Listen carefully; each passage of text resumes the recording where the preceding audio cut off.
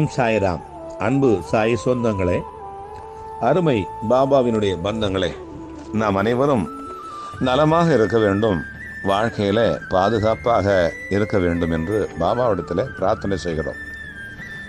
சில நேரங்களில் நானே சிந்திப்பேன், நம்முடைய வாழ்க்கைக்கு காரணம், நம்முடைய இந்த நிலைமைக்கு காரணம் யார் என்று நாம் எடை போட்டு பார்த்தோமானால் யாருமே இல்லை. இந்த உலகத்தில் நம்மை விட நமக்கு நண்பரும் இல்லை, நம்மை விட நமக்கு குருவும் இல்லை, நம்மை விட நமக்கு சொந்தமும் இல்லை, நம்மை விட அதிகமான தேவை யாரும் நமக்கு தேவையில்லை. அப்படித்தான் எண்ணுவேன். ஏன் நமக்கு இந்த நிலை என்று நாம் சீர்தூக்கி பார்த்தோமானால், தியானம் செய்கின்ற பொழுது நமக்கே தெரியும் நம்முடைய நிலை. நாம் எங்கிருந்து வந்தோம், என்ன செய்து கொண்டிருக்கிறோம், என்ன செய்ய போகிறோம், என்ன செய்ய வேண்டும், எதற்காக நாம் வந்திருக்கிறோம் என்பதை நாமே அறிந்து கொள்வதுதான் நம்மை நாம் கொஞ்சம் கொஞ்சமாக உள்புறமாக திரும்பி பார்ப்பது. வெளியிலே உலகத்தை மட்டும் பார்க்கிறோம், உள்நோக்கி நாம் நம்மை பார்ப்பதில்லை. இது எங்கிருந்து வந்தோம் என்பதை உள்நோக்கி பார்த்தால் கொஞ்சம் கொஞ்சமாக நமக்கு புரிய ஆரம்பிக்கும்.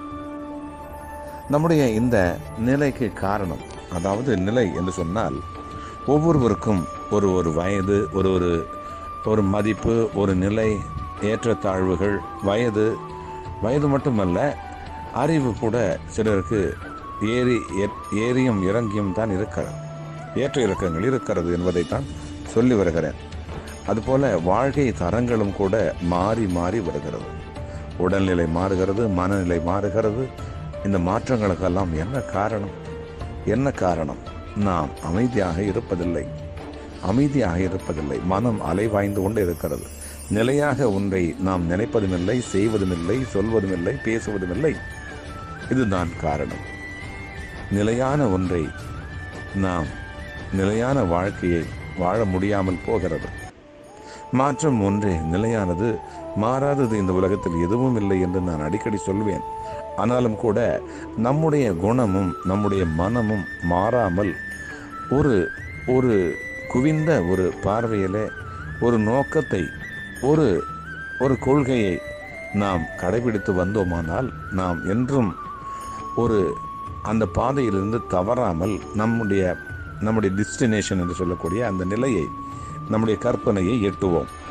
10 கிணறை தோண்டாதே, ஒரு கிணற்றை ஒழுங்காக தோண்டு என்று நான் சொல்லுவேன், அடிக்கடி சொல்லி வருகிறேன்.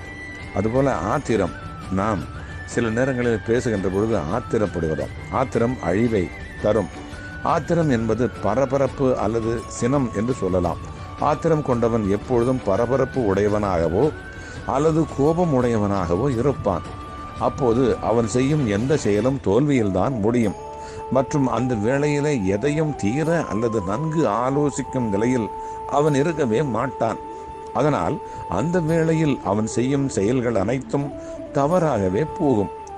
மங்கோலிய மாவீரர் செங்கிஸ்கான் என்று ஒருவர் இருந்தார், உங்களுக்கு தெரியும். ஒரு நாள் அவர் வேட்டைக்கு சென்றார்.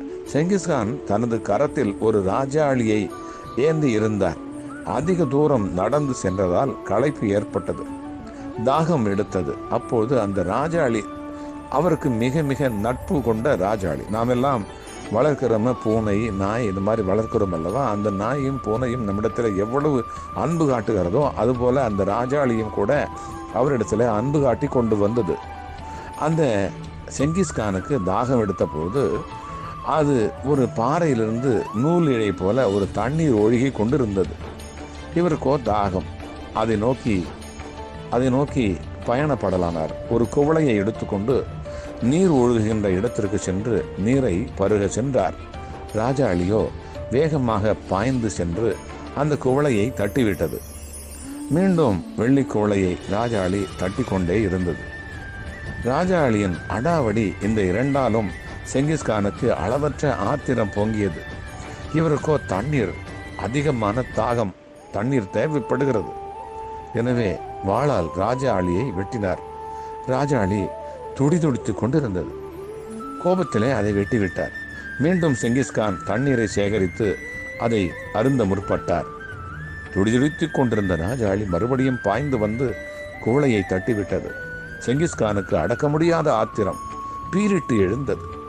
ராஜாளியின் நெஞ்சை வாளால் குத்தி கிழித்தார். இப்பொழுது மேலிருந்து தண்ணீர் கசிவது நின்றுவிட்டது.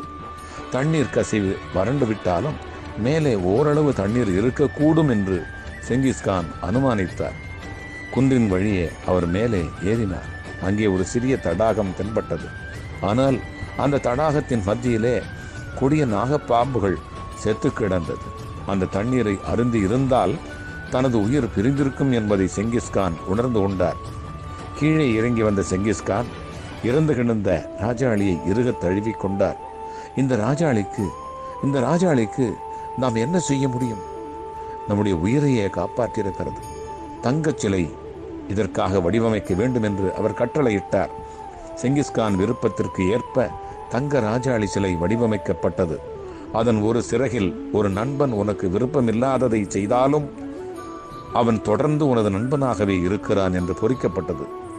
மற்றொரு சிறகில் கோபம் ஆத்திரத்தோடு செய்கின்ற செயல் அழிவையே தரும் என்றும் பொறிக்கப்பட்டது. நம்மின் பல பேருக்கு கோபம் ஆத்திரத்தில் அறிவும் வேலை செய்வதில்லை. ஆத்திரம் பெரும்பாலும் அழிவை தருகிறது. ஆத்திரக்காரனுக்கு புத்தி மட்டு என்று சொல்வார்கள். எதிலும் ஆத்திரமோ அவசரமோ இல்லாமல் அறிவாக செயல்பட்டால் எதிலும் வெற்றிதான். அதே நேரம் அழிவிற்கு காரணம் கோபமும் ஆத்திரப்படுதலும் ஆகும். கோபத்தின் முக்கிய காரணியான வெறுப்பை கைவிடுங்கள். மற்றவர்களையும் அன்போடு வாருங்கள்.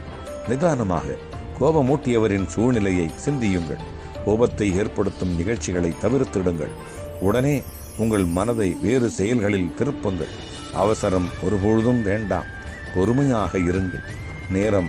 நேரம் மேம்பாடு மற்றும் தன்னடக்கத்தை கடைப்பிடியுங்கள். செய்யும் வேலையை நேசத்துடனும் நேர்மையுடனும் குழப்பமில்லாமலும் செய்யுங்கள். கோபம் ஆத்திரம் வருகின்ற சூழ்நிலைகளில் அதிகம் பேசாதீர்கள். மௌனமாக இருங்கள். நீண்ட நாள் ஆனந்தமாக வாழ வேண்டுமானால் உறுதியாக நாம் கோபத்தை குறைத்தாக வேண்டும்.